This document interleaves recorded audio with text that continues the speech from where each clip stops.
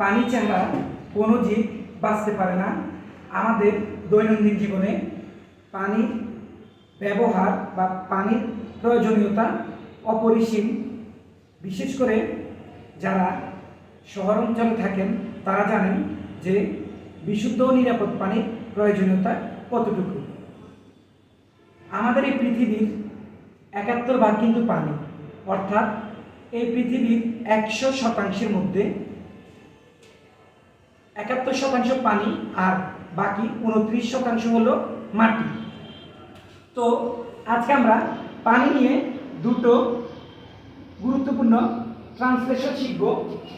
আমাদের আজকে যে দুটো ট্রান্সলেশন সেগুলো হলো পানির অপর নাম জীবন, এটার ইংরেজি, আর আমার জন্য বোতলে কিছু পানি ভরো, এটার ইংরেজি।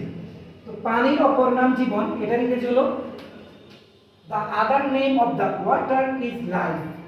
এখানে যে অপর নাম, দ্য আদার নেম, অপর নাম ইংরেজি হলো the other name of the water is life. এই সেন্টেন্সটি বাংলা হলো পানির অপর নাম জীবন। কথাটি একদমই সত্য, আসলে বিশুদ্ধ পানির অপর নাম জীবন। পানি ছাড়া আমরা এক মুহূর্ত চলতে পারি না। আর আরেকটি সেন্টেন্স হলো আমার জন্য বোতলে কিছু পানি ভরো। তো এখানে এই যে বোতল, এই বোতল ইংরেজি হলো বটল, আবার এই বোতলে কিছু পানি ভরা, বোতলে পানি ভরা ইংরেজি হলো বটল। তাহলে আমার জন্য বোতলে কিছু পানি ভরো, এটা ইংরেজি হবে bottle some water for me. আমরা সহজে শিখতে চেষ্টা করব, কম কম করে শিখব, ভালোভাবে শিখব। ধন্যবাদ।